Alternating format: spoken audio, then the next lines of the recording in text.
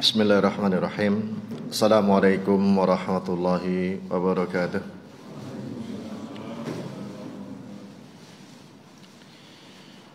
Innal hamdalillah nahmaduhu wa nasta'inuhu wa nastaghfiruh wa na'udzu billahi min shururi anfusina wa min sayyiati a'malina. Man yahdihillahu fala mudilla lahu wa man yudlil fala hadiya lahu. Asyhadu an la ilaha illallah wahdahu la syarika lah wa asyhadu anna Muhammadan abduhu wa rasuluhu la nabiyya ba'dah. Wassalatu wassalamu ala asyrafil anbiya'i wal mursalin wa ala alihi wa ashabihi wa man tabi'ahum bi ihsanin ila yaumiddin, amma ba'd. Hadirin ikhwati wa akhwati fillah rahimani wa rahmakumullah. Alhamdulillah, kita terus-menerus berupaya menjadi hamba yang bersyukur kepada Allah Subhanahu wa taala. Nikmat Allah Subhanahu wa taala terus-menerus melimpah kepada kita dalam semua situasi dan kondisi kita. Apapun keadaan kita, sedang bahagia, pasti kita merasakan nikmat Allah. Begitu pula pun tak kala ada kegundahan, kesedihan, di balik itu yakinlah masih banyak nikmat Allah Subhanahu wa taala. Namun banyak orang yang lupa, terlupakan dengan sebab musibah, terlupakan dari nikmat Allah Subhanahu wa taala yang masih begitu banyaknya. Sebagaimanapun banyak yang lupa cara untuk bersyukur tak kala mendapatkan nikmat Allah Subhanahu wa taala. Kemudian hadirin sekalian rahimani wa rahimakumullah, sebagaimana biasa untuk hari Ahad ada dua tema, namun biasanya antara tema keluarga dan tema akidah. Untuk kali ini tema yang pertama berkaitan tentang masalah bersyukur kepada Allah Subhanahu wa taala. Hari-hari ini euforia masyarakat kita bergembira menyambut kebahagiaan yang berulang tiap tahun dengan ungkapan tasyakuran, sebagai ungkapan bersyukur kepada Allah Subhanahu wa taala dengan berbagai caranya. Tentunya kita perlu melihat kembali syukur yang diajarkan dalam agama kita. Tentunya suatu syukur yang bentuk ibadah kepada Allah Subhanahu wa taala. Sebagaimana kita ketahui, kalau ibadah tuntunannya harus jelas dari Al-Quran dan Sunnah Rasulullah Sallallahu Alaihi Wasallam. Baik ibadah itu ibadah hati, ibadah lisan, ataupun ibadah anggota badan. Begitu pula dengan ibadah harta, semuanya. Yang namanya ibadah prinsipnya adalah tuntunannya Al-Quran dan Sunnah Rasulullah Sallallahu Alaihi Wasallam. Prinsip utamanya agar diterima sebagai ibadah, maka harus ditujukan kepada Allah Subhanahu wa taala dan kemudian dengan tuntunan Nabi kita Muhammad sallallahu alaihi wasallam. Para ulama menyebutkan bahwa bersyukur ini harus memenuhi 3 rukunnya. Ini sudah sering kita ulang-ulang, kadang secara ringkas, Walaupun kadang orang sudah tahu rukun bersyukur, namun sebagaimana yang dikatakan oleh Allah Ta'ala, wa qalilum min ibadiya syakur, sedikit dari hambaku yang betul-betul bersyukur.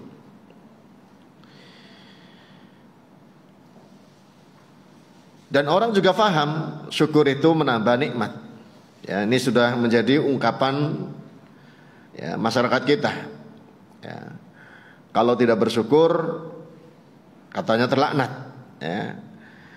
Memang Allah Subhanahu wa taala mengatakan dalam surah Ibrahim ayat 7, wa id ta'adzana rabbukum la in syakartum la azidannakum. Ini firman Allah taala menegaskan, ingatlah tak kala Tuhan kalian mengumumkan, jika kalian bersyukur, aku akan tambah kepada kalian.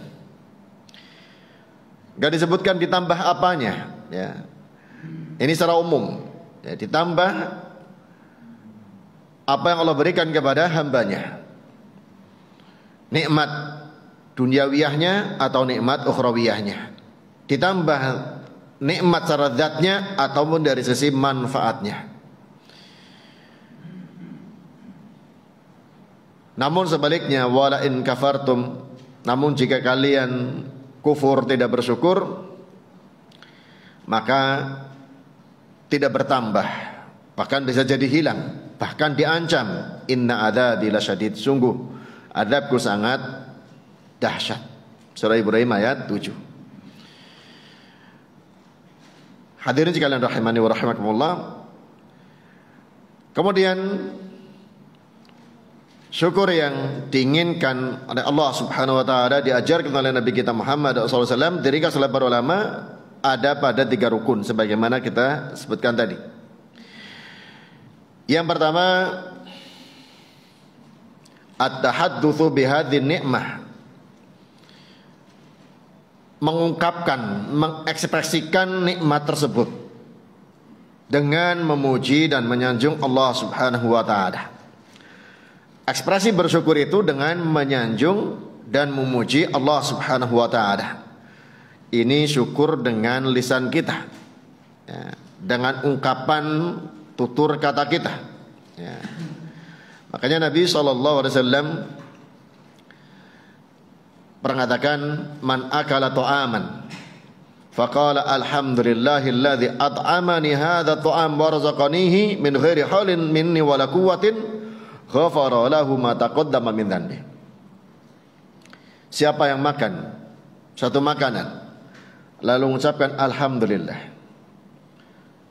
setelah selesai makan ucapkan alhamdulillah, dilanjutkan alladzi at'amani hadza ta'am, segala puji bagi Allah yang telah memberi makan kepadaku makanan ini, wa razaqanihi, dan memberikan rezeki kepadaku min ghairi haulin minni wala quwwah, dan memberikan rezeki kepadaku tanpa daya, tanpa kekuatan dariku. Kata Rasulullah SAW, siapa yang mengucapkan syukur dengan lisan seperti ini, ghafara lahu ma taqaddama min dzanbi, Allah ngampuni bagi dia apa yang telah lalu dari dosanya. Hadis sahih disahihkan oleh Syekh Al-Albani rahimahullah taala. Maka bersyukur itu dengan lisan termasuk sebab terampuninya dosa kita, ya. Makanya tak kala kita selesai melakukan sesuatu, ya, apapun sesuatu itu kebaikan, ya, tentunya kita bersyukur kepada Allah Subhanahu wa taala. Kadang kita mengucapkan alhamdulillahilladzi bi ni'matihi tatimmus shalihat, segala puji bagi Allah yang dengan nikmatnya sempurnalah amal soleh. Segala kebaikan bisa ditunaikan dengan baik itu dengan nikmat Allah Subhanahu wa taala. Ungkapan ini sebagaimana tadi katakan, ghafara lahu ma taqaddama min dzanbi, jadi sebab terampuninya sebagian dosa yang pernah ia kerjakan. Orang yang bersyukur itu diantara ditambah nikmatnya adalah terampuninya dosa. Ini baru dengan lisannya. Kemudian yang kedua dengan batinnya. Walaupun ini sudah sering, namun harus senantiasa kita ulang-ulang, ya. Mensyukuri nikmat Allah dengan batin, dengan hati, pengakuan dalam hati bahwa yang kita dapatkan kebaikan itu dari Allah Subhanahu wa taala. Sebagaimana tentunya musibah kita juga yakini dari Allah menguji kita. Nikmat pun demikian. Namun kadang orang lupa. Ya, ini yang sering terjadi, ya. Spontan refleks kalau orang mendapatkan nikmat, ingat dirinya malah. Ini karena saya kerja keras ini, ya. Maka hasilnya maksimal. Tak kalah memuji orang juga begitu, ya. Makanya sering ada ungkapan, ya, usaha tidak mengkhianati hasil, apa kebalik, ya. Itu betul ya yang banyak terjadi, ya. Sepintas kayak bener, sepintas, ya itulah pemahaman manusia, logikanya seperti itu. Padahal hasil itu dari Allah Subhanahu wa taala. Banyak orang yang kerja keras gak berhasil, ya. Makanya ada ungkapan juga, ya, cari rizki bisa dicontoh, rizki tidak bisa dicontoh, ya kan? Sama-sama dagang mendoan misalnya, yang satu laris luar biasa, yang satu sepi, usahanya sama. Bisa jadi yang sepi itu lebih ulet, ya, lebih variatif cara mempromosikannya. Tapi yang namanya rezeki nggak bisa ditiru, karena itu kewenangannya Allah Subhanahu Wa Taala. Nah, keyakinan ini harus betul-betul dijaga, bahwa nikmat itu dari Allah Subhanahu Wa Taala. Apalagi zaman medsos sekarang, seolah-olah yang disebar di medsos itu kayak bener, ya. Kadang kita terpengaruh, apalagi kalau yang namanya di medsos itu viral. Yang viral belum tentu benar, bahkan banyak viral itu yang batil, ya. Maka di sini keyakinan bahwa ungkapan hadza fadlun min rabbi, ini karunia di Rabbku, ini harus digencarkan oleh kita, ya. Kita pahamkan bahwa semua nikmat, semua kebaikan, semua hal yang kita merasa bahagia dengannya, itu fadlun min Allah, karunia dari Allah Subhanahu Wa Taala. Namun yang banyak nyebar akhirnya ungkapan, ya, Qarun, ya. Qarun itu yang mengungkapkan, tak kala dia dipuji-puji hartanya banyak, yang katakan innama utituhu ala ilmin indi. Ya, ini kan karena saya diberi ini, ya, saya mendapatkan harta melimpah ini karena ilmu yang ada padaku. Nah, ini yang masih meracuni pola pikir sebagian masyarakat kita, ya. Kamu harus jadi orang pinter biar rezekinya lancar, katanya, ya. Kamu harus sarjana sampai semampunya, S1, S2, S3 kalau bisa, biar hidupnya cerah, katanya. Ini semua berpikir bahwa ilmu itu menjadi penentu rizkinya. Itu padahal ungkapannya Qarun, ya. Padahal di dalam kenyataannya banyak yang, ya, ilmunya biasa-biasa, mungkin sekolahnya juga standar, mungkin SMA atau bahkan cuma SD, tapi rizki dari Allah Subhanahu Wa Taala, ya. Memang ada sebab, ya, sebab ada, sebagaimana kita tahu nanti dalam bab tawakal atau sering kita sampaikan. Namun tak kalah hasil, jangan selalu disandarkan kepada sebab, karena sebab pun ciptaan Allah Subhanahu Wa Taala. Orang bisa punya ilmu, yaitu karunia dari Allah Subhanahu Wa Taala. Orang punya keuletan, kesungguhan, ketekunan, itu juga nikmat dari Allah Subhanahu Wa Taala. Nikmat yang sifatnya personal ataupun kolektif, sifatnya pribadi ataupun yang sifatnya untuk keseluruhan, kayak negeri kita ini, itu harus diingat tetap fadlun minallahi ta'ala, karunia dari Allah Subhanahu Wa Ta'ala. Dan itu diakui, ya, oleh orang-orang tua kita, ya, para pendahulu-pendahulu kita, bahwa semua yang ada di bangsa kita, bahkan yang termasuk pada diri kita, adalah karunia dari Allah Subhanahu Wa Ta'ala. Adapun perjuangan manusia dihargai, disyukuri sebagai sebab, ya. Sebagaimana kaidah yang sudah sering kita sampaikan, man la yashkurin nas la yashkurillah. Siapa yang tidak bersyukur kepada manusia, ia tidak bisa bersyukur kepada Allah Subhanahu Wa Ta'ala. Kemudian rukun yang ketiga, yaitu disebutkan oleh para ulama, sarfu hadhihi ni'mah fi ta'atil mun'im jalla jalaluh. Mengalokasikan nikmat, mempergunakan nikmat dalam rangka taat kepada yang memberikan nikmat tersebut. Kalau yang kedua tadi banyak yang masih keliru, yang ketiga lebih banyak lagi, ya. Mungkin termasuk kita, ya. Kita ngaku itu nikmat dari Allah Subhanahu Wa Ta'ala, namun tidak digunakan untuk mentaati Allah Subhanahu Wa Ta'ala, malah justru kadang sebaliknya, untuk bermaksiat, membangkang kepada Allah Subhanahu Wa Ta'ala.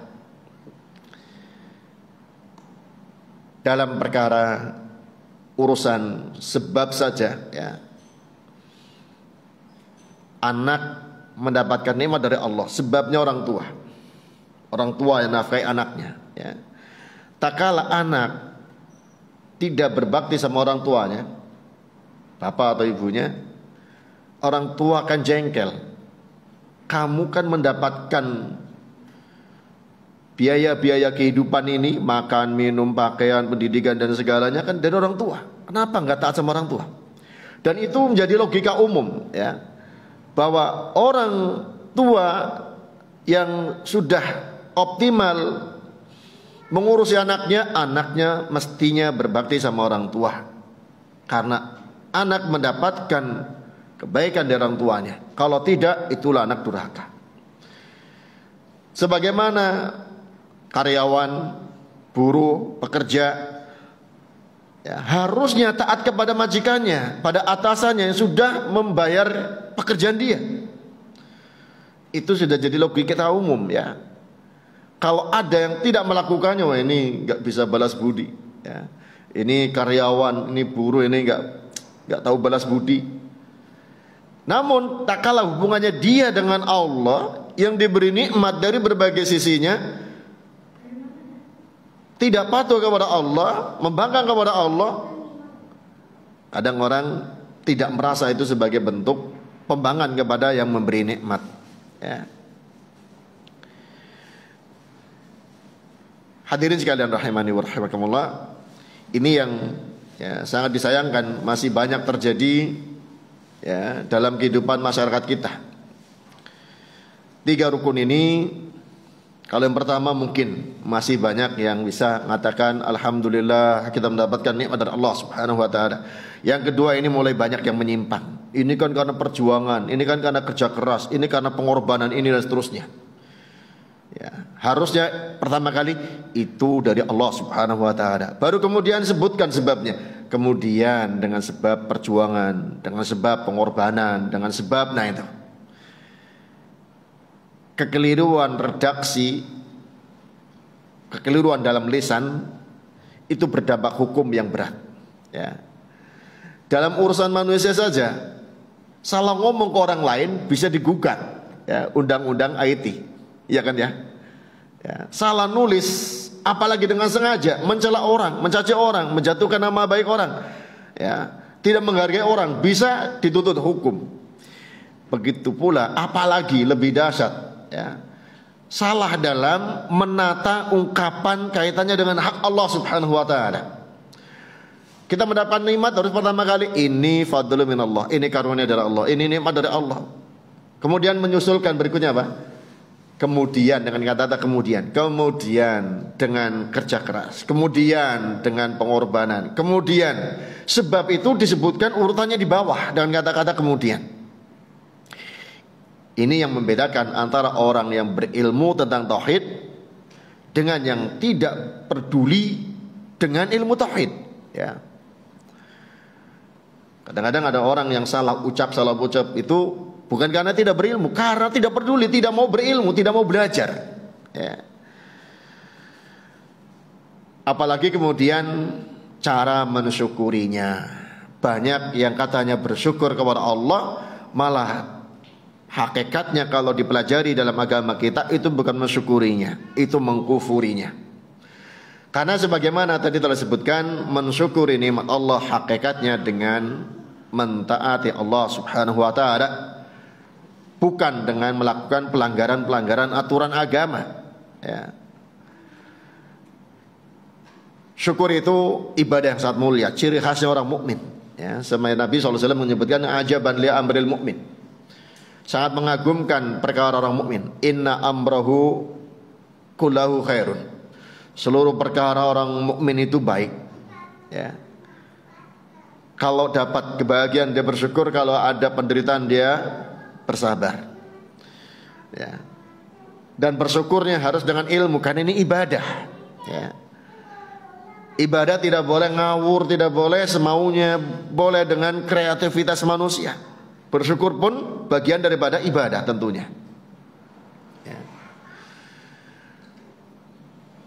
Dan di hari-hari kita ini banyak orang yang, ya, dengan alasan bersyukur namun justru melakukan ya, kekufuran, artinya kufur nikmah, bukan kufur keluar dari agama Islam ya.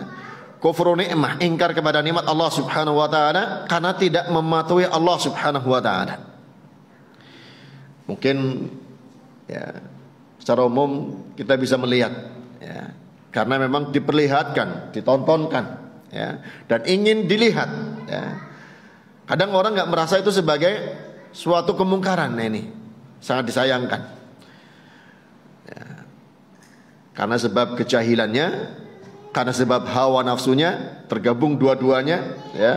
Hawa nafsunya dituruti tanpa ada kontrol, tanpa ada rem, karena nggak ada yang ngerem, nggak ada ilmunya ya.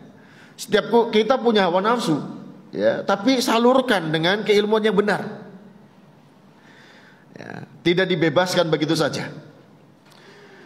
Maka yang namanya bersyukur kepada Allah Subhanahu wa taala tetap dalam rangka mentaati Allah Subhanahu wa taala, bukan untuk malah melanggar ajaran Allah Subhanahu wa taala. Fenomena yang paling banyak berulang ya di mana-mana di tiap tahun ini, bagaimana seorang melakukan tindakan yang menyerupai lawan jenis ya. Yang lebih banyak laki-laki menyerupai perempuan atau perempuan menyerupai laki-laki? Coba yang paling banyak yang mana nih? Hah?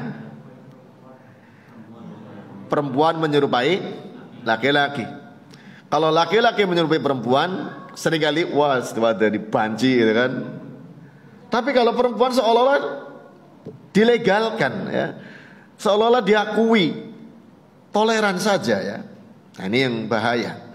Padahal ancamannya sama. Nabi SAW dalam berbagai hadis, misalnya dalam hadis Ibnu Abbas radhiyallahu anhu, beliau mengatakan la'ana Rasulullah SAW al-muhannatsina minar rijal wal mutarajjilat minan nisa ya. Disebutkannya bersamaan ya. Rasulullah SAW melaknat laki-laki yang berperan kewanita-wanitaan ya, banci istilahnya, penampilan ya, perempuan, dan wanita yang kelaki-lakian, berpenampilan ya laki-laki ya. Dalam hadis lain masih sama-sama riwayat Imam Bukhari, Rasulullah sallallahu alaihi wasallam melaknat al-mutasyabbihina minar rijal bin nisa dengan ungkapan ya, Rasulullah melaknat lelaki yang menyerupai perempuan, wal mutasyabihati minan nisa birijal, dan wanita yang menyerupai kaum lelaki. Hadisnya sahih di Imam Bukhari ya. Wallahualam hadis ini apa enggak pernah didengar oleh mereka atau bagaimana ya, atau didengar tapi difahami dengan semaunya sendiri ya. Kalau orang ngaku pengikut Rasulullah SAW takut ya, dilaknat oleh Rasulullah SAW ya. Kalau laki-laki pakai baju perempuan itu jarang-jarang ya. Paling-paling karnaval gitu kan. Pakai daster, bal-balan pakai daster, jalan pakai daster. Itu pun hanya lucu-lucuan ya, enggak seriusan. Tapi tetap kena enggak ancaman seperti ini. Gimana kalau yang seriusan ya? Perempuan mutasyabihat birijal. Bukan hanya dalam hal karnaval, bukan hanya saat tertentu saja, hampir hariannya begitu. Ini kadang-kadang nggak sadar. Ada yang melakukan tindakan yang dilaknat oleh Rasulullah SAW sebagai kebiasaannya. Ya. Pakai celana jin, pakai kaos, ya, nggak pakai kerudung, ya, orang mengatakan tomboy. Kata-kata tomboy sekolah hanya untuk ya memaklumi, padahal ini bukan sesuatu yang bisa dimaklumi karena dosa besar sampai Rasulullah SAW melaknatnya ya. Dalam hadis Abu Hurairah radhiyallahu anhu, Rasulullah SAW dengan ungkapan yang lebih mengena lagi dikatakan oleh sahabat Abu Hurairah radhiyallahu anhu, la'ana Rasulullah sallallahu alaihi wasallam ar-rajula yalbasu libsatal mar'ah. Rasulullah SAW melaknat lelaki yang memakai pakaian perempuan ya. Ini perlu kita sering, mungkin yang mampu ya pandai menyebarkan lewat medsos, jadi status, jadi apa, orang pada baca. Bukan, itu bukan dari saya, ini hadis Rasulullah gitu kan. Sampaikan nih hadisnya ya. Wal mar'atu talbasu libsatar rajul, dan perempuan yang memakai pakaian lelaki. Hadis rawahu Abu Dawud ya, dengan sanad yang sahih. Karena ini langsung contohnya disebutkan pakaian. Ya. Dan seolah justru dalam rangka bersyukur hal-hal yang haram menjadi biasa. Ya. Kan ini kontradiksi dengan ungkapan bersyukur. Ya. Hadirin sekalian rahimani wa rahimakumullah. Ya, kita perlu menyampaikan karena kita menyayangi umat kita, menyayangi ya masyarakat kita, agar jangan sampai syukurnya malah berbalik menjadi bentuk kufur nikmah. Ya. Ditambah lagi kemudian banyak sekali mengumbar aurat. Ya. Ini sih bukan hanya saat ya momen-momen ya event-event perayaan ya, dalam semua keadaan ya. Namun di saat acara seperti ini seolah disahkan ya. Banyak orang yang berpenampilan untuk ditonton mengumbar aurat dan berjalan dengan cara yang ya membuat orang mau tertarik melihatnya dan mungkin seolah-olah ingin tergoda ya. Dalam hadis yang sudah sering disampaikan, hadis dari Ibnu Abbas radhiyallahu anhu, Rasulullah sallallahu alaihi wasallam menyebutkan sinfani min ahlin nari lam arahuma. Kata Nabi sallallahu alaihi wasallam ada dua kelompok calon penghuni neraka yang Nabi sallallahu alaihi wasallam belum pernah melihat dua kelompok ini. Belum terjadi di zaman Nabi sallallahu alaihi wasallam. Yang pertama, qaumun ma'ahum siyatun kadnabil baqar yadribuna bihan nas.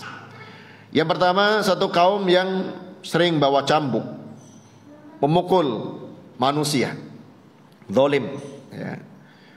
Dikit-dikit temperamen mukul orang, karena temperamennya problem dikit pukul orang, baik dengan cambuk ataupun dengan yang lain. Yang kedua, wanisaun kasiyatun ariyatun. Nah ini ya, yang disebutkan oleh Nabi SAW, wanita yang berpakaian, pakaian masih kategorinya orang nyebut pakaian, namun ariyatun telanjang ya. Orang yang melakukan ini kalau ditanya identitasnya muslim ya, apa enggak dengar hadis Nabi SAW? Sangat mungkin ya. Tapi dia berdosa karena enggak mau belajar. Kalau sudah belajar dan dikasih tahu tetap ngeyel, ini bahaya lagi ya. Apalagi kalau sampai mengolok-olok sunnah Nabi SAW. Masa pengikut Nabi harus kayak ditutupi karung misalnya, kadang-kadang seperti itu ya. Ini padahal jelas-jelas sabda Nabi SAW, berpakaian namun telanjang, ditambah mumilatun ma'ilat, melenggak-lenggokkan tubuhnya, miring-miringkan ya kepalanya, ma'ilatun ru'usahunna kasmatil bukhti al-ma'ilah, kepalanya seperti punuk unta yang miring. Ini gambarannya yang ada. Nabi SAW dengan bahasa yang masih sangat halus ya. Padahal kenyataannya di tengah masyarakat kita ini lebih vulgar lagi ya. Makanya gak karu-karuan. Kata Nabi SAW mengancamnya, la yadkhulnal jannah, mereka tidak masuk surga. Untuk mengungkapkan bahwa ini dosa yang sangat besar. Wala yajidna rihaha, bahkan tidak mencium aromanya surga. Wa inna rihaha la yujadu min masirati kadza wa kadza. Padahal aroma surga dapat dicium dari perjalanan begini dan begini dalam jarak yang sangat jauh. Hadis sahih Imam Muslim. Kategori ancaman ini tentunya yang sangat miris, sangat prihatin. Banyak ibu-ibu yang ya malah dengan relanya melakukan ya, mungkin juga yang belum ibu-ibu ya, perlombaan-perlombaan yang sangat vulgar ya, apa lomba yang bentuknya baris berbaris atau lomba ini lomba itu, tapi kena ancaman ini semuanya, kasiyatun ariyatun mumilatun ma'ilat ya, dipertontonkan pula dengan riang gembira ya. Bukan berarti kita tidak ya menghargai perjuangan, betul menghargainya, tapi dengan cara-cara yang elegan, yang sesuai dengan tuntunan agama. Ini malah justru musibah, ya, membalas nikmat Allah Ta'ala dengan kemaksiatan padanya.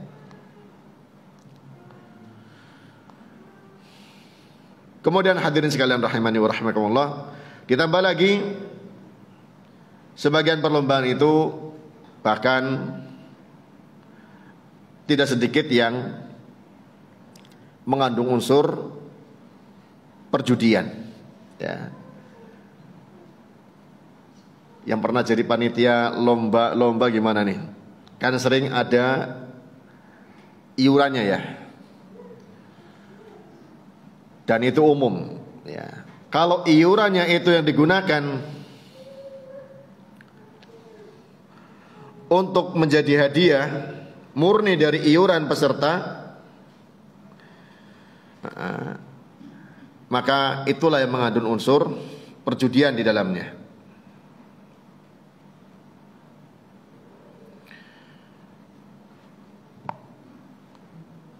Nah, karena hakikat perjudian itu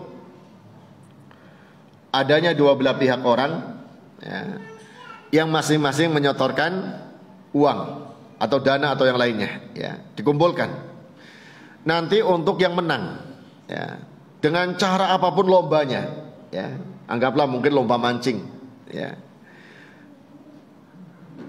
dengan bahasa iuran 50.000 misalnya lomba mancing, ya. Nah, bisa jadi dia gak bisa mancing, gak biasa mancing, tapi ikut 50.000, gak kembali apapun, gak dapat apapun. Ada yang pandai mancing, modal 50.000 dapat 10 kilo misalnya, menang dia kan, atau lebih, ya, dapat lebih banyak lagi. Nah, di situ ada sistem gamblingnya, untung-untungannya, ya. Dan haramnya judi sudah sangat gamblang tentunya. Gimana lomba yang dibenarkan kalau ada hadiah? Ya, harus ada donaturnya, ya, sponsornya, ya, yang menyediakan hadiah. Misalnya ada, ya, sponsor dari toko atau dari perusahaan atau dari apa, menyediakan hadiah patungan beberapa perusahaan, berapa ini? Ya, ada 10 perusahaan misalnya, menyediakan anggaran total sekian untuk hadiah. Peserta lomba gratis, ya. Kalau mungkin ada iurannya 10.000 misalnya, tapi dapat kaos misalnya, ya, semua peserta dapat kaos, ternyata untuk membelikan kaosnya. Kalau untuk itu bukan, karena bukan untuk hadiah. Yang tidak boleh yang kalau dijadikan sebagai hadiah. Dan ini banyak orang yang masih, ya, mempraktekkan kondisi lomba seperti ini, ya. Walaupun tujuannya katanya bersyukur, kita meriahkan dengan perlombaan, ya. Mungkin bagi yang sudah paham, kalau lomba ya tetap, ya, pada jalurnya, tidak merembet dan tidak pindah kepada perjudian.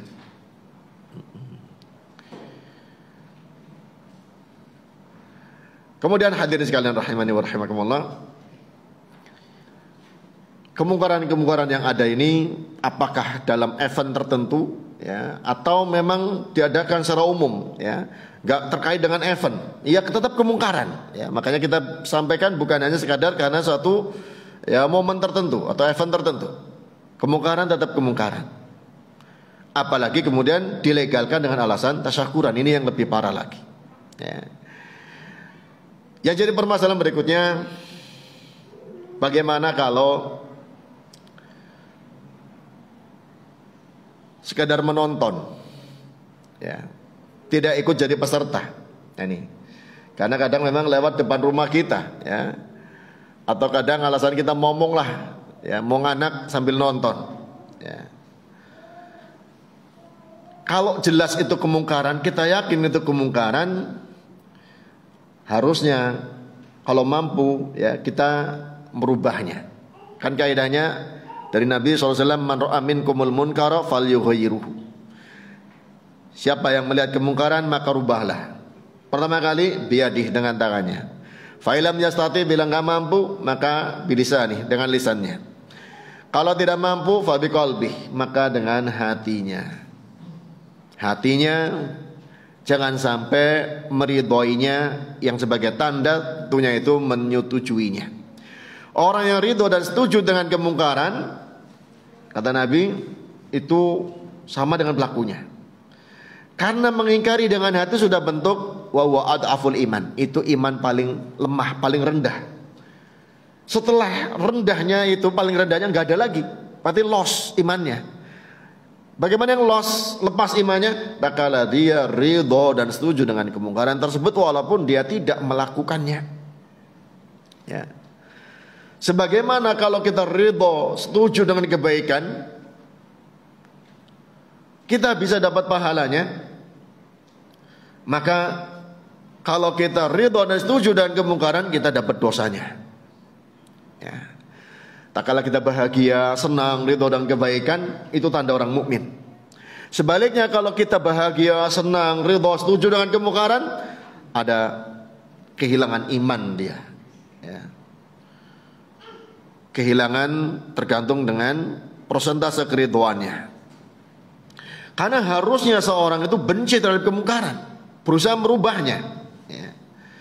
Makanya Allah Ta'ala mengatakan dalam surah An-Nisa ayat 140, wa qad nazala 'alaikum fil kitabi an idza sami'tum ayatin la yukfaru biha wa yustahza'u biha fala taq'udu ma'hum hatta yakhudu fi haditsin ghairihi innakum idzam mithluhum. Sungguh telah turun pada kalian di dalam Al-Qur'an bahwa bila kalian mendengar ayat-ayat Allah diingkari dan diperolok, janganlah kalian duduk bersama mereka. Jangan duduk bersama pelaku-pelaku kemungkaran. Duduknya saja nggak boleh. Hatta yahudu fi haditsin ghairi. Jadi duduk yang sedang diadakannya kemungkaran. Tapi kalau sudah tidak melakukan kemungkaran, ya nggak masalah, karena berikutnya hatta yahudu fi haditsin ghairi, hingga mereka beralih dalam pembicaraan yang lainnya. Sudah tidak memperolok ayat Allah, ya, sudah tidak menghina ajaran Allah, boleh duduk bersama mereka. Dalam rangka mungkin menasihatinya, dalam rangka menegurnya, ya, dalam urusan-urusan dunia, ya, boleh. Innakum idzam mithluhum. Kalau tidak, kalian ya sama dengan mereka. Kalau artinya kalau kalian tidak beralih dari mereka, tidak berpaling dari mereka, tetap duduk bersama mereka, padahal sedang melakukan kemungkaran, kalian sama dengan mereka. Ini juga berlaku dalam hukum dunia, ya. Di awal kalau ada penggerebegan, semua di lokasi ditangkap semuanya. Walaupun mengatakan saya gak ikut main, cuma ada di situ, tangkap juga. Ya Wanda. Sedang ada pesta narkoba, ya, digerebek, tangkap semuanya. Walaupun dia berkelit saya gak ikut konsumsi, saya gak ikut make. Tapi karena berada di tempat kejadian kemungkaran, dihukumi sama. Walaupun nanti dalam pemeriksaannya tentunya ada perbedaan. Oh ini ternyata tidak terbukti, oh ini tidak terbukti. Ya. Bisa jadi ada orang yang duduk di situ hatinya mengingkari. Nah ini harusnya. Ya. Kalau tidak mampu harusnya menyingkir. Ya. Hadirin sekalian rahimani wa rahimakumullah. Makanya kemudian dibahas tentang inna ridha bi syai'i amalun qalbi fil asl. Keridhaan terhadap sesuatu itu amalan hati. Ya. Amalan hati. Wa mujarradu huduril munkar aw ru'yatuhu laysa fi hadidati ridwan bihi. Memang sekadar hadir kepada kemungkaran atau melihat kemungkaran, ya, bukan langsung dikatakan ridho dengannya. Wa inna ma qad yakunu alamatu dalilan ala ridho. Namun ini itu sebagai tanda, sebagai bukti ada atas keridhaan. Ya, karena keridhaan itu amalan hati.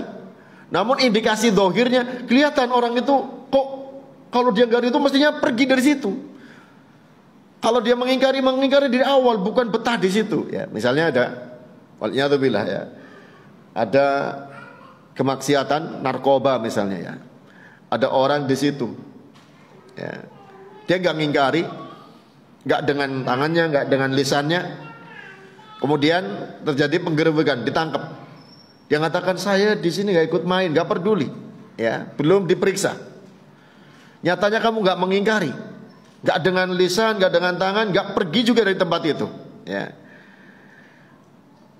Makanya ridho tidaknya itu urusan hati. Namun dengan tidak berpindah dari tempat tersebut, dengan melihat, ya, tidak berpaling tempat dari yang dia lihat, sebagai tanda keridhaan. Ya, perlu kita ketahui hati kita lemah, ya. Hati manusia semuanya lemah, iman pun naik turun, ya. Sementara yang bisa melemahkan hati kita banyak, ya, hawa nafsu kita, ya, lingkungan kita, syaitan, ya. Makanya kalau ada tempat-tempat yang mengandung kemaksiatan, jangan mencoba-coba mendatangi dengan alasan saya berusaha untuk menghindarinya, malah akhirnya terbawa, ya. Awalnya mungkin pengen ngingkari, tapi akhirnya kagum-kagum, enak juga ya, bagus juga nih.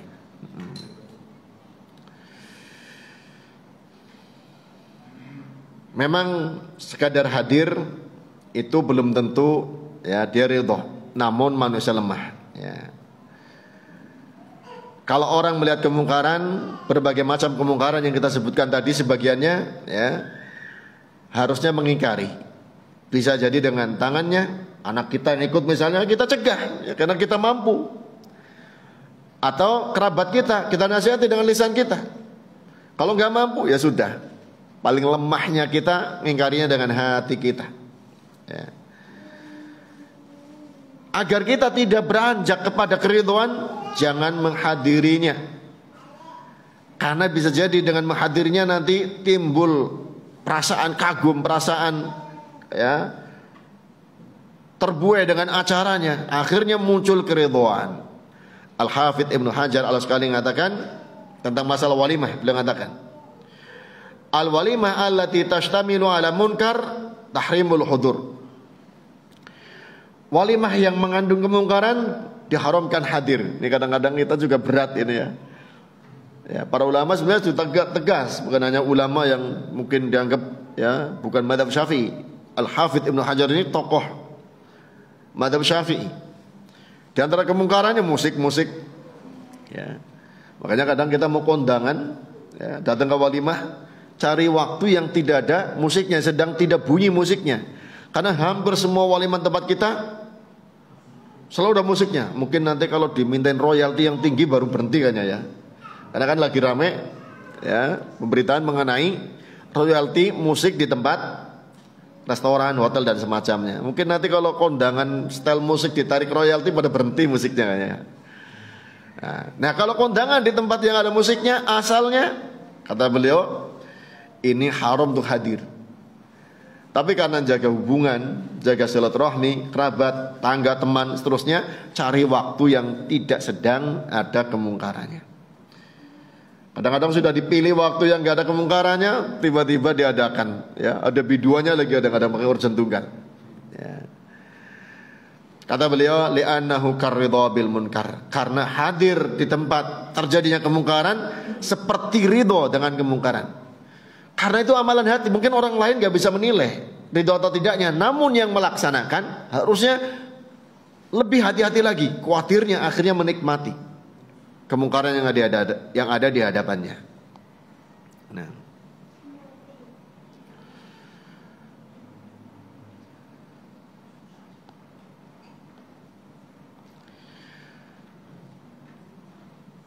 dikutip dari para ahli tafsir, ya, bahwa hadir dalam kemungkaran masuk kategori pada walladzina la yashhaduna zur, bahwa harusnya orang mukmin itu tidak menyaksikan azur, kedustaan, kebatilan, kemaksiatan dan semacamnya. Harusnya, ya, seorang mukmin tidak menyaksikan azur. Apa itu azur? Ya, macam kebatilan, kemungkaran, kemaksiatan dan semacamnya. Nah, kemudian seorang ahli tafsir bernama Al-Jassas dalam kitab Ahkamul Quran, ya, tatkala menafsirkan, ya, firman Allah Ta'ala, fala taq'udu ma'hum hatta yahudu fi haditsin ghairi innakum idzam mithluhum. Janganlah kalian duduk bersama pelaku-pelaku kemungkaran hingga mereka beralih dalam pembicaraan yang lain. Kalau tidak, kalian sama dengan mereka. Ya, di sini diterangkan oleh beliau, innakum mithluhum fir ridha bihalihim fi dhahiri amrikum. Kalau kalian tidak beranjak dari tempat yang adanya kemungkaran di situ, kalian sama dengan mereka dalam keridhoannya. Ya, sesuai dengan zahirnya kalian. Karena berada di tempat tanpa beranjak, tanpa meninggalkannya.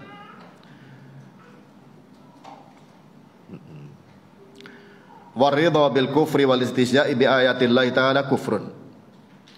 Kalau ridha terhadap kekufuran dan ridha terhadap memperolok ayat Allah, itu kekufuran. Ya. Walakin man qa'ada mahum sakhitan litilkal hal minhum lam yakfur. Tapi kalau orang, ya, tapi kalau ada orang yang duduk diiringi dengan perasaan benci dalam hatinya, dia melihat kemungkaran itu, melihat kekufuran itu, ya tidak sampai tidak akan kufur karena hatinya tidak ridha.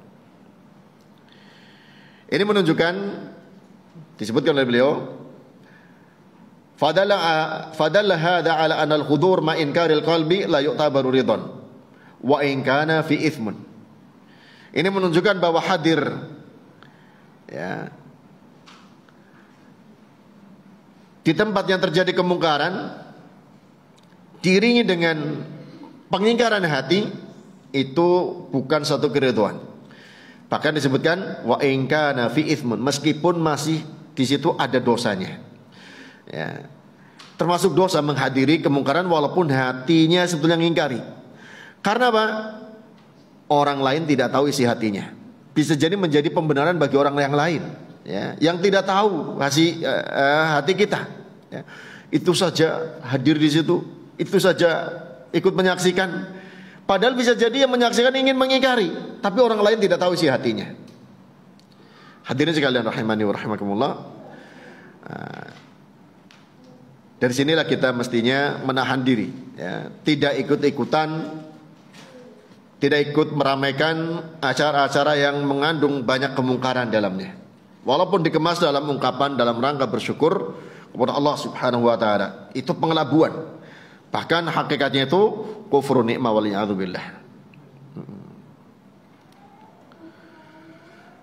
Kemudian hadirin sekalian rahimani wa rahimakumullah, kita beralih pada materi yang berikutnya tentang akidah wasitiyah.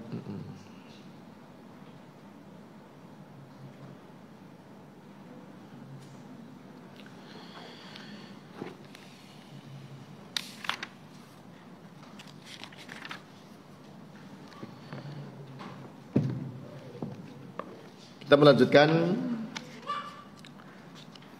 kitab Aqidah Wasitiyah karya Syekhul Islam Ibnu Taimiyah rahimahullah taala dengan beberapa syarah, di antaranya dari Syekh Shalih Fauzan, dari Syekh Utsaimin rahimahullah taala juga. Kali ini tentang al-jam'u baina uluwihi wa qurbihi wa azaliyatihi wa abadiyatihi. Menggabungkan antara ketinggian Allah taala dan kedekatannya, azaliyahnya dan abadiyahnya. Firman Allah Ta'ala dibawakan oleh Syekhul Islam Ibnu Taimiyah rahimahullah ta'ala, surah Al-Hadid ayat 3. Wal awwalu wal akhiru wal zahiru wal batin wa huwa bikulli syai'in alim. Dia Allah Ta'ala punya nama al-awwalu wal akhiru wal zahiru wal batinu. 4 nama yang mengandung sifat Allah Subhanahu wa ta'ala. Wa huwa bikulli syai'in alim, dan dia Allah terhadap segala sesuatu maha mengetahuinya. Surah Al-Hadid ayat 3. Dikatakan oleh Ibnu Qayyim rahimahullah taala, fahadhil asmaul arba'atu mutaqabilatun. 4 nama ini saling, ya, berlawanan. Mutaqabilah, berhadapan-hadapan. Yang pertama al-awwal wal akhir.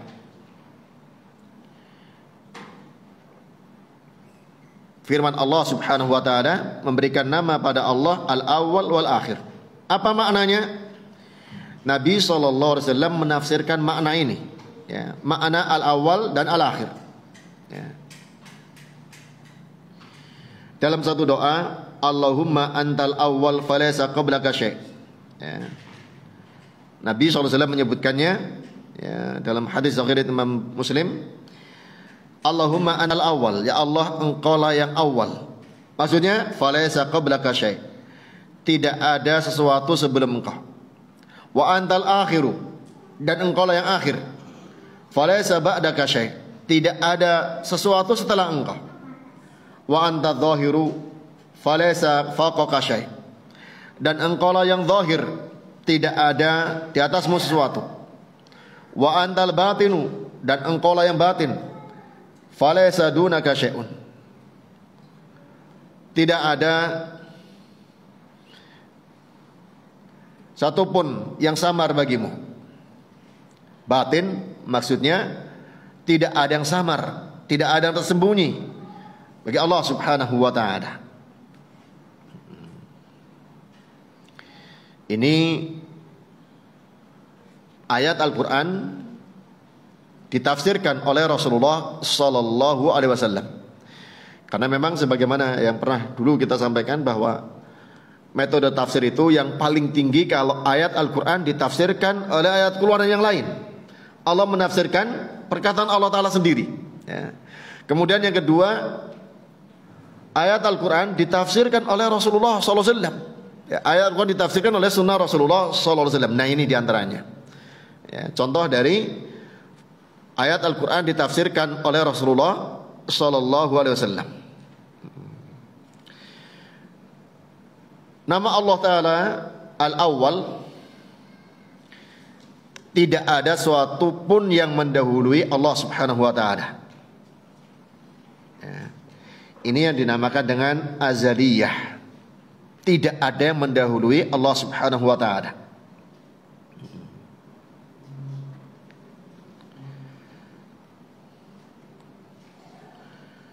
Secara mutlak tidak ada satupun yang mendahului Allah Subhanahu wa ta'ala. Beda kalau manusia, ya.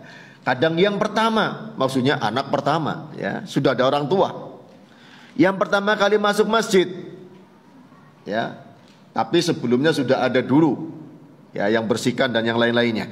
Kalau al-awwal pada manusia itu relatif, ya.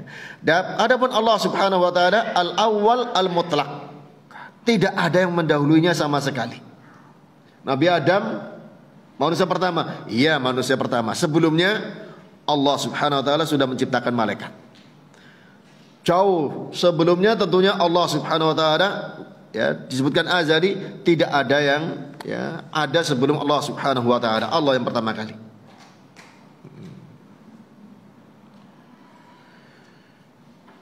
Kemudian al-akhir, tidak ada satupun setelah Allah Subhanahu wa ta'ala. Namun ada juga yang disebutkan, ya, ya, diterangkan oleh Syekh Al-Utsaimin rahimahullah ta'ala, ya.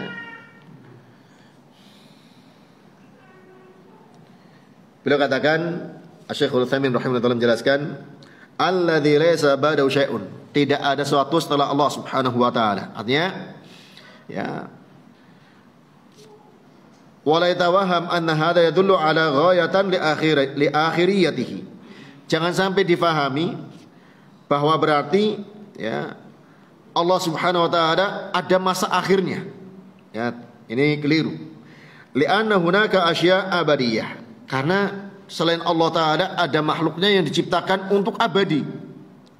Ada makhluk Allah yang diciptakan untuk abadi. Itu ciptaan Allah Ta'ala, seperti surga dan neraka, ya. Maka maksud dari mana al-akhir, anu muhitun bi kulli syai'in fala nihayata li akhiriyatihi. Allah Ta'ala maha mengetahui segala sesuatu, tidak ada ujungnya bagi akhirnya Allah Subhanahu wa ta'ala. Begitu pula abadinya, kekalnya surga dan neraka dengan kehendak Allah Subhanahu wa ta'ala. Karena itu diciptakan oleh Allah Subhanahu wa ta'ala.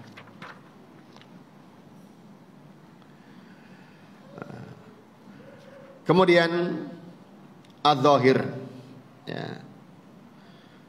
Zahir yang bermakna al-ulu, suatu yang tinggi. Zahir bahasa kita kan artinya nampak, ya. Yang zahir, yang nampak, itu sebagian maknanya.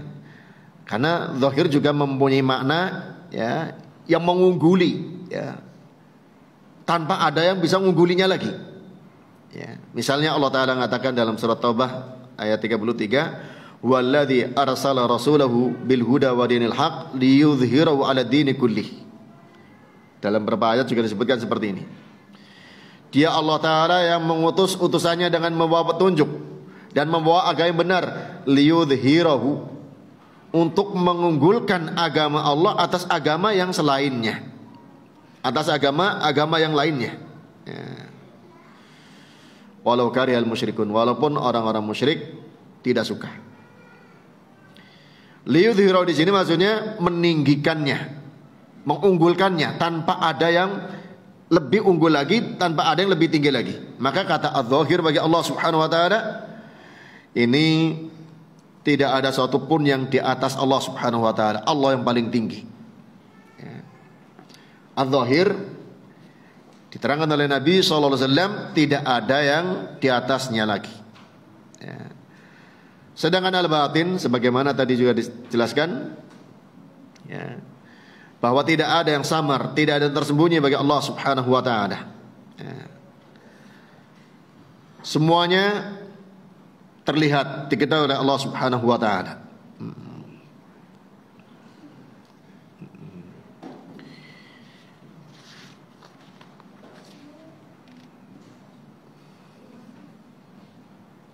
Ya.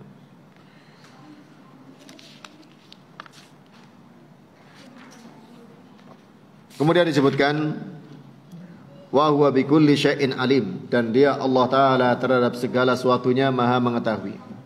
Ini sudah sering berulang-ulang tentang pengetahuan Allah terhadap perkara yang telah lewat, perkara yang sedang berjalan, sedang terjadi, dan perkara yang akan datang.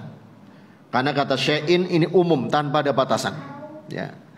Semua yang ada, yang telah, yang sedang, dan yang akan, itu pasti diketahui Allah Subhanahu wa taala. Wa huwa bikulli syai'in alim.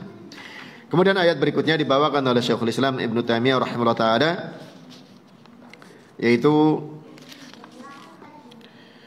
wa tawakkal 'alal hayyil ladzi la yamut. Tawakallah kepada zat yang maha hidup, alladzi la yamut, yang tidak pernah mati. Surah Al-Furqan ayat 58. Sebagian orang kadang enggak mau nyebut zat Allah. Ya, itu nanti nyerupai makhluk katanya. Ya. Tentunya harus kita pahami makhluk itu pasti berbeda dengan penciptanya. Allah pasti berbeda dengan ciptaannya. Walaupun ada kesamaan lafaz, ya. Manusia ada zatnya, Allah ada zatnya. Namun kita tidak tahu seperti apa zat Allah Subhanahu wa taala. Karena memang Allah menyebutkan dirinya dan zatnya, namun seperti apa tidak diberitahukan kaifiyahnya. Sebagaimana Allah Maha mendengar, bagaimana mendengarnya? Dengan segala kesempurnaannya. Ya. Apakah kemudian Allah berarti punya telinga sebagai manusia mendengar dengan telinga? Tidak bisa dikatakan seperti itu. Ya. Tergantung bagaimana Allah menyampaikan dalam Al-Quran, sebagaimana Rasulullah SAW menyampaikan dalam hadis-hadisnya.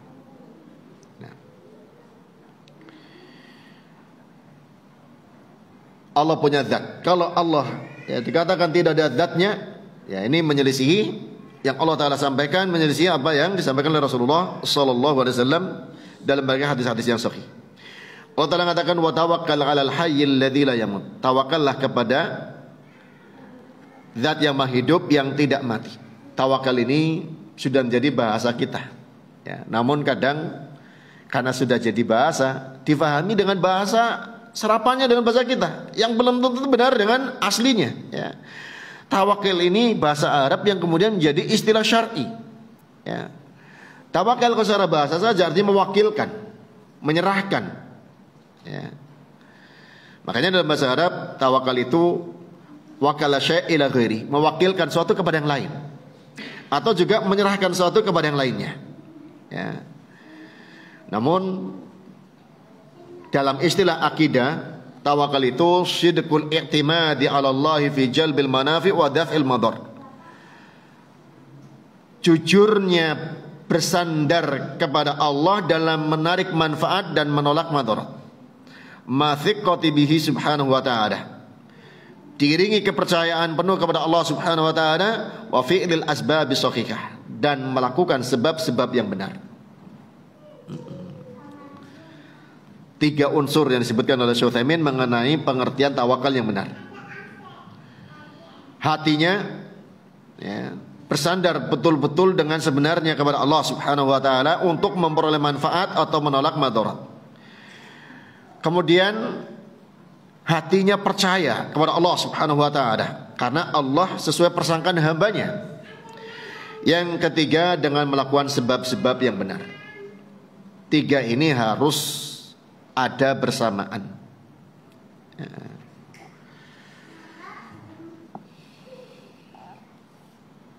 Kalau tidak bersandar kepada Allah Subhanahu wa taala, tentu nanti akan bersandar kepada yang selain Allah, ya.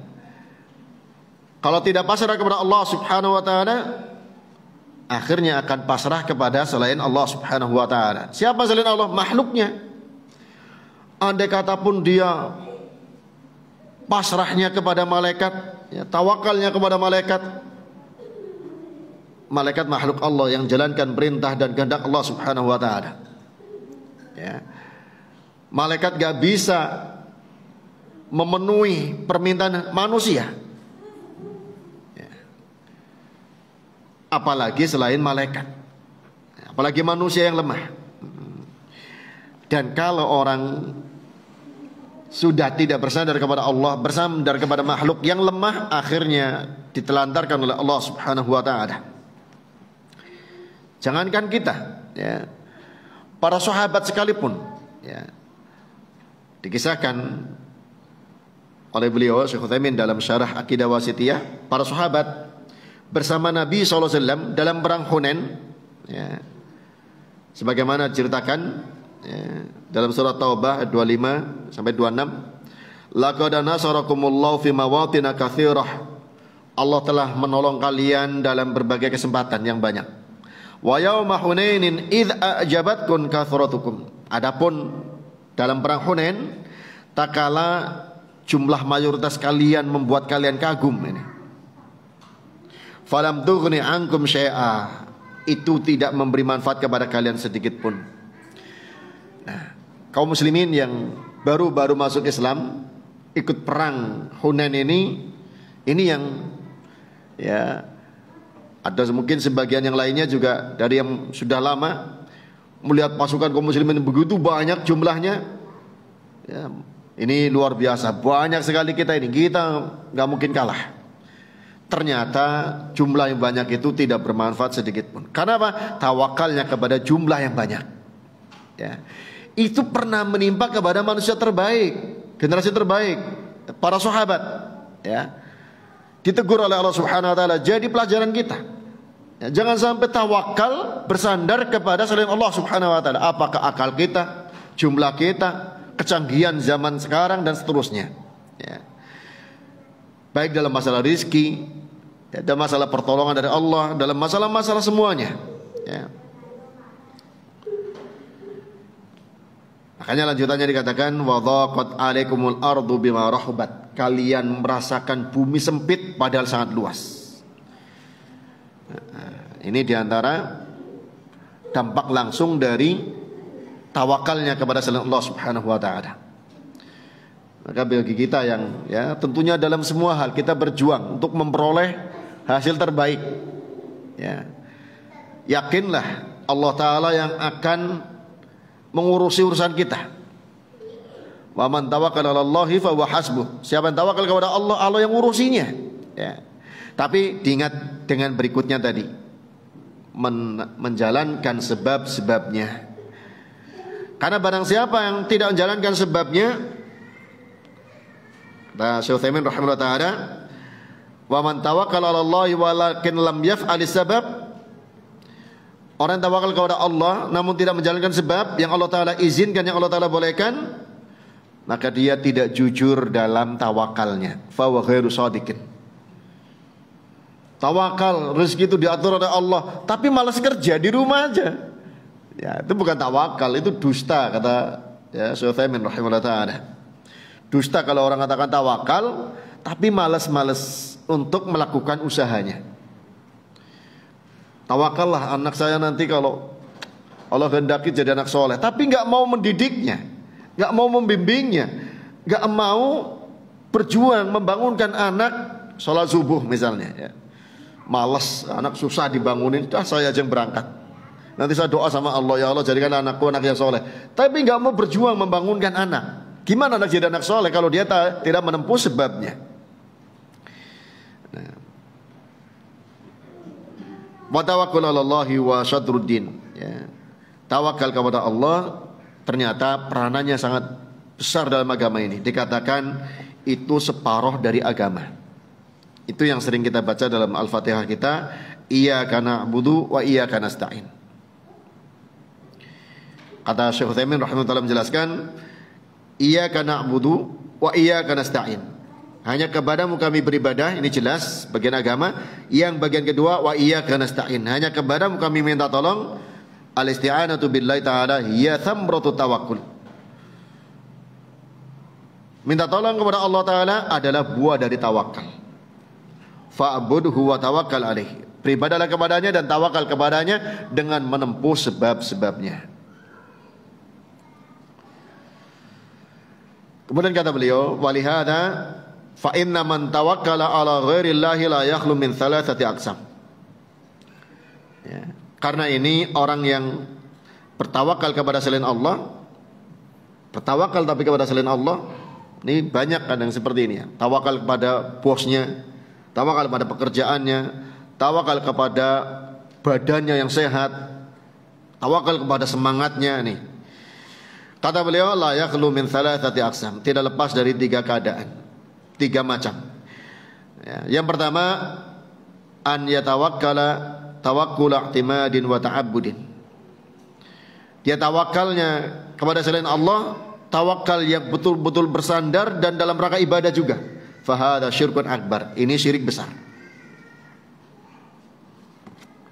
Ini merupakan syirkul akbar.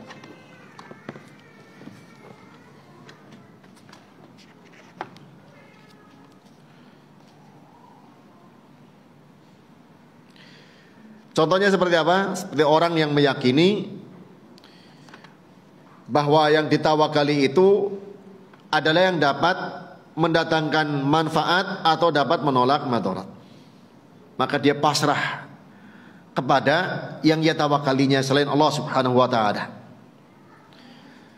Tawakal ke arwah, kesepuan, ya. Dia ziarah kuburan simbahnya, ya, atau ziarah ke kuburan tokoh yang dia kagumi, ya. Tawakal kepada orang yang telah mati tersebut, ya. Jelas ini berbentuk, ya, syirkul akbar. Atau tawakal kepada jimat, ya. Yakini dengan jimat ini saya dilindungi segala mara bahaya. Ini yang menolak segala mara bahaya. Atau dengan jimat ini dagang saya laris, ya. Jadi tawakal itu kadang kepada benda, ya, bentuknya jimat, atau bentuknya raja, atau bentuknya yang lainnya, ya. Ataupun kepada manusia yang masih hidup. Kalau saya dipecat oleh bos saya, mati saya, gak ada rezeki lagi saya dapatkan misalnya, ya. Kalau saya keluar dari perusahaan ini, celaka saya. Kalau itu diyakini yang mendatangkan manfaat atau menolak madarat, itu syirkul akbar, ya. Dan seperti ini, keyakinan seperti ini, ya, sangat liar. Apalagi dalam kondisi orang kesulitan, ya. Kadang-kadang karena menjilat kepada atasannya sampai tungkak seperti itu. Saya dapat rezeki kan dari panjenengan, tanpa panjenengan saya mati, nggak bisa apa-apa misalnya. Ini bahaya, ya. Ini juga kadang muncul karena kelemahan-kelemahan ilmunya yang mempengaruhi kelemahan imannya, di samping dengan hubbud dunyanya, di samping dengan hawa nafsunya. Syirkul akbar dalam tawakal sangat mungkin terjadi, apalagi di saat orang mengalami kesulitan. Kemudian datang orang yang menolongnya. Wah, dia luar biasa. Dia tawakalnya di situ sampai pada meyakini seperti keyakinan kepada Allah Subhanahu wa taala, ya. Yang kedua, an yatawakkala ala ghairillahi bi syai'in minal i'timad lakin fihi imanun bi anu sabab. Dia tawakal bersandar kepada selain Allah, namun masih ada iman dalam dirinya. Ia yakini, ia tawakal kepada sebab saja. Ya.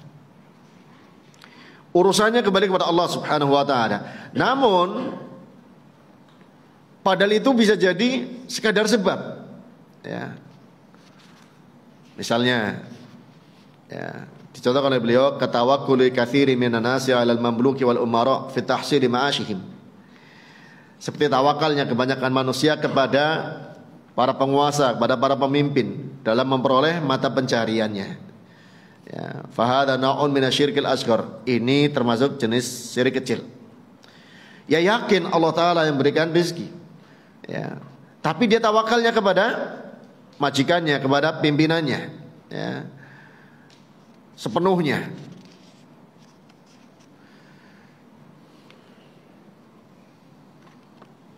Seperti juga kepada benda, ya, kepada jimat. Dia yakin Allah Ta'ala yang melindunginya, tapi dengan jimat ini, ya.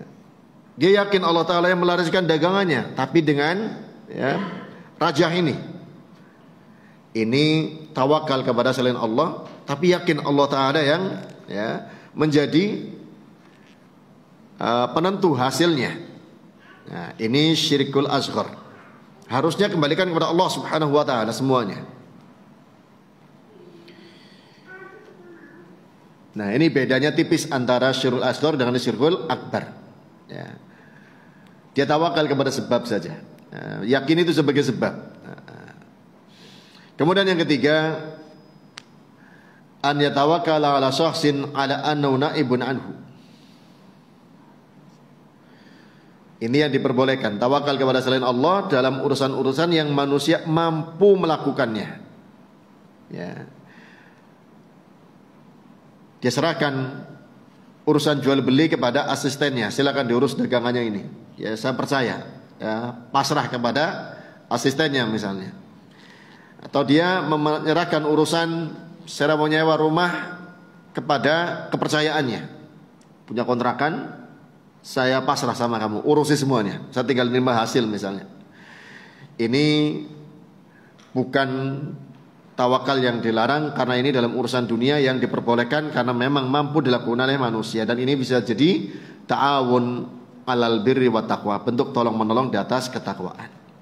Tergantung, ya, pasrahnya dalam kebaikan atau dalam kejelekan. Kalau dalam kebaikan, ta'awun alal birri wa taqwa, atau dalam kejelekan berarti ta'awun alal itsmi wal udwan. Kemudian hadirin sekalian rahimani wa rahimakumullah, sini Allah Subhanahu wa taala memberikan nama pada dirinya Al-Hayy, yang Maha Hidup. Dipertegas dengan Alladzi la yamut, yang tidak mati. Ya. Ini perintah tawakal kepada Allah yang hidupnya tidak mungkin mati. Yang Maha Hidup itu ada juga menunjukkan Allah Ta'ala sempurna hidupnya, ditambah dengan penguat, sempurna hidupnya tidak mungkin mati. Adapun makhluk sekuat apapun pasti akan mengalami kebinasaan, benda ataupun makhluk hidup. Kemudian ayat berikutnya dibawakan oleh beliau, wa huwal alimul hakim. Dia Allah Ta'ala yang maha mengetahui lagi maha hakim. Ya. Maha mengetahui sudah sering berulang. Kemudian al-hakim ini ada dua makna. Kata-kata al-hakim ada dua makna. Kadang bermakna al-hakim, ya, yang menentukan hukum, atau yang bermakna al-muhkim, yang memantapkan segala sesuatunya. Ya. Hakim bermakna dua, kadang bermakna al-hakim yang menentukan hukum, atau al-muhkim yang memantapkan segala sesuatunya. Al-itqan, yakni al-muhkim mananya dari kata ihkam. Ihkam itu itqan, memantapkan. Karena Allah Subhanahu wa taala tentunya menentukan segala hukum, hukum syar'i ataupun hukum kauni. Dalam pengertian kita, dalam ilmu agama, hukum itu ada dua macam. Hukum kauni dan hukum syar'i. hukum syar'i yang kaitannya dengan perintah dan larangan. Perintahnya kalau jalankan dapat pahala, larangannya kalau dilanggar dapat dosa. Itu namanya hukum syar'i. Ya. Allah Ta'ala mengatakan dalam surah Al-Mumtahanah ayat 10, "Dzalikum hukmullahi yahkumu bainakum." Itulah hukum Allah Ta'ala, Allah menghukumi di antara kalian. Perintah salat, perintah puasa, perintah ya, kebaikan-kebaikan semuanya. Ini namanya hukum syar'i. Yang kedua hukum kauni. Ini yang orang menamakan hukum alam, ya, sunatullah. Sebenarnya jangan dikatakan hukum alam. Alam itu ciptaan Allah Ta'ala. Ini orang sering malu mengungkapkan hukum Allah atau sunnatullah, ya. Atau mengatakan kadang diganti dengan semesta, ya. Ya, saya sering dengar orang, ya, kalau orang berbuat baik semesta nggak akan lupa pada dia, misalnya. Orang jahat nanti akan dihukum oleh semesta. Semesta itu nggak bisa menghukum, semesta itu alam, ya. Yang hukum Allah Subhanahu Wa Taala, ya. Hukum kauni pun hujan turun, matahari terbit dengan panasnya, itu hukum kauni, ya, dari Allah Subhanahu Wa Taala. Kemudian tak kalah disebutkan alaihissallahu bi ahkamil hakimin di akhir suratin, ya. Bukankah Allah Ta'ala sebijak-bijak hakim? Ini mencakup dua-duanya, hukum syar'i dan hukum kauni. Karena semua hukum Allah yang syar'i ataupun yang kauni itu penuh dengan hikmah, penuh dengan kebijakan. Tidak ada kezaliman dalam hukum Allah Ta'ala, ya. Dan hikmah Allah Ta'ala kadang ada yang kita ketahui, kadang ada yang tidak kita ketahui.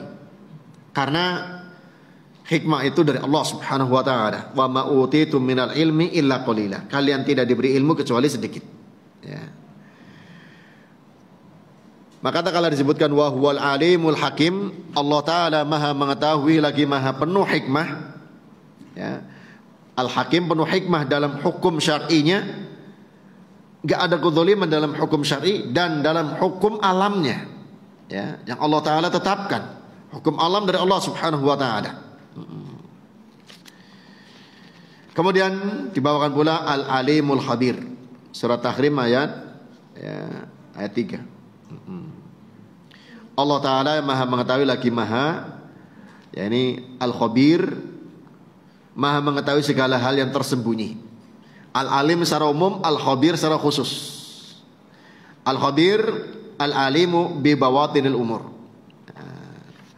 Makanya dalam ungkapan kita, khabir itu sering dikatakan orang yang punya pengalaman luas.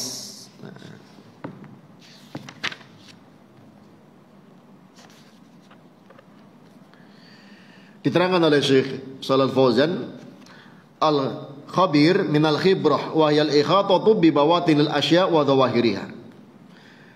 Khabir ini kadang jadi nama orang, ya. Kalau nama orang mestinya didahului dengan Abdul Khabir, ya, hamba Allah Ta'ala yang maha mengetahuinya. Maha mengetahui. Khabir itu lebih spesifik lagi, menjangkau segala sesuatu yang tersembunyi dan apalagi yang zahir, ya. Kata Syekh Shalal Fauzan, kata-kata khabir itu dikata khabir tu syai'a idza araftuhu ala haqiqati. Kalau mengungkapkan khabir tu syai'a, ya, artinya aku mengetahuinya sesuai dengan hakikatnya, ya. Allah Subhanahu Wa Ta'ala disifati al-khabir alladzi ahata bi bawatinil asya wa khafayaha. Allah Ta'ala ilmunya menjangkau segala yang batin, yang tersembunyi dan yang samar, sebagaimana Allah Ta'ala menjangkau ilmunya terhadap segala sesuatu yang nampak, ya. Hadirin sekalian rahimani wa rahimakumullah. Nah, ini, ya, selesai apa yang dibawakan dalam, ya, kitab Al-Aqidah Al-Wasithiyah. Namun ada tambahan, ya, tentang antara ketinggian Allah Subhanahu Wa Ta'ala dengan, ya, dekatnya Allah Subhanahu Wa Ta'ala. Sering disebut bahwa Allah Subhanahu Wa Ta'ala maha tinggi. Namun sisi lain Allah Subhanahu Wa Ta'ala sangat dekat dengan hambanya, ya.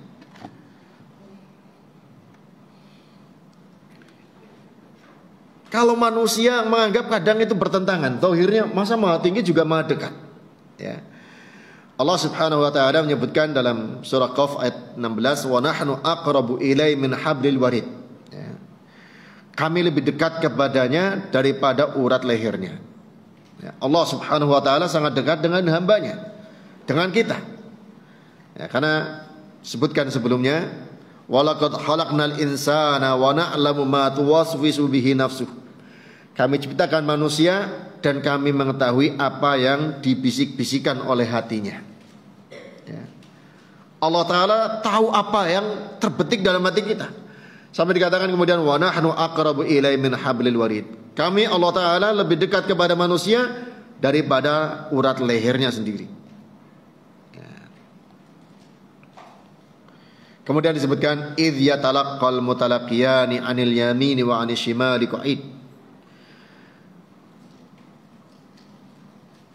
Yaitu ketika dua malaikat mencatat amal perbuatannya.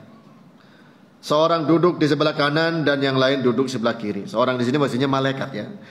Kalau nyebut malaikat disebut seorang, bukan orang masalahnya ya. Semalaikat ya. Juga nggak pas. Kadang-kadang bahasanya jadi seolah-olah seorang malaikat, padahal bukan orang malaikat ya. Berarti satu malaikat. Ini terjemahannya saya ambil dari terjemahan umum. Artinya satu malaikat duduk di sebelah kanannya, satu malaikat duduk di sebelah kirinya. Nah, jadi bukan zat Allah Ta'ala yang dekat. Allah Maha mengetahui. Di samping pada setiap manusia ada malaikat yang kita juga pun tidak melihatnya. Ya, melekat pada kita, mencatat ucapan dan perbuatan kita. Lanjutannya ma yalfidhu min qalin illa ladai raqibun atid. Tiada suatu ucapan pun yang diucapkan melainkan ada dekatnya malaikat pengawas yang selalu hadir.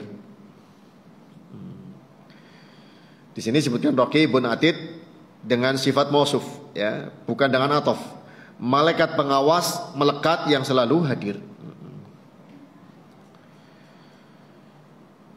Diterangkan oleh Ibnu Qayyim rahimahullah taala ya.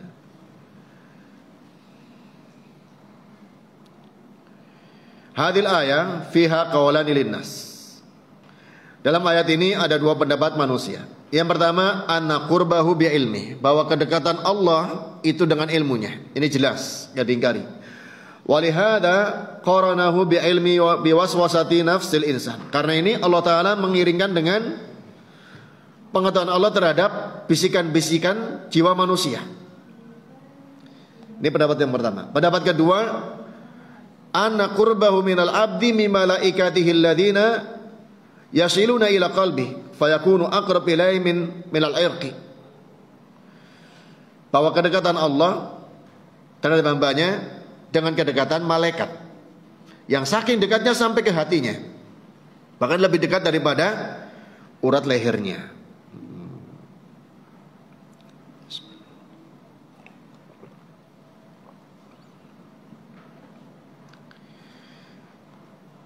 Kemudian hadirin sekalian rahimani wa rahimakumullah,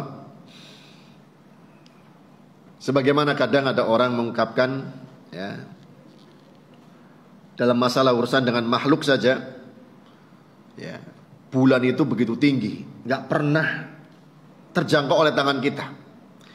Tapi orang sering mengatakan tak kala bulan purnama ya, kita bersama bulan purnama duduk bersama ya. Kata-kata bersama itu menunjukkan dekatnya bulan purnama dengan kita. Yang dekat apanya? Bukan bulannya, bulannya tetap ada di atas sana. Yang dekat adalah cahayanya. Sebagaimana kalau pas siang terik matahari menyengat, orang kadang mengatakan matahari kayak deket banget ini. Maksudnya apa? Panasnya luar biasa. Matahari tetap di atas sana. Maka tidak bertentangan kalau dikatakan Allah Subhanahu wa taala dekat dengan hambanya. Dengan pengetahuannya, dengan penglihatannya, dengan pendengarannya, dengan pertolongannya, dengan para malaikatnya yang mencatat amalan kita semuanya. Makanya kalau Allah Ta'ala mengatakan wa idza sa'alaka ibadi anni, bila hambaku bertanya kepadaku atau meminta kepadaku, fa inni qarib, sungguh aku itu dekat. Ujibu da'watad da'i, aku mengabulkan doa orang yang berdoa. Idza da'ani, bila ia berdoa kepadaku. Di sini menunjukkan Allah Ta'ala dirinya dekat dengan hambanya. Dengan apa? Dengan ilmunya, dengan pendengarannya, dengan penglihatannya. Dan kemudian juga tadi disebutkan pendapat dari Ibnu Taimiyah rahimahullah ta'ala, dengan para malaikatnya yang selalu berkeliling di tengah-tengah makhluknya. Hadirin sekalian rahimani wa rahimakumullah, ini insyaallah yang kita sampaikan pada kesempatan siang hari ini. Semoga Allah Ta'ala mudahkan pada kita mendapatkan taufik Allah Ta'ala. Apa yang kita ketahui kebaikan, semoga Allah berikan rezeki pada kita untuk mengikutinya. Yang kita tahu kemungkaran, semoga kita dijauhkan darinya. Allahumma arinal haqqa haqqa warzuqna tiba'ah, wa arinal batila batila warzuqna ijtinabah. Wallahu ta'ala a'lam bisawab. Subhanakallahumma wa bihamdik, asyhadu an la ilaha illa anta astaghfiruka wa atubu ilaik. Assalamualaikum warahmatullahi wabarakatuh.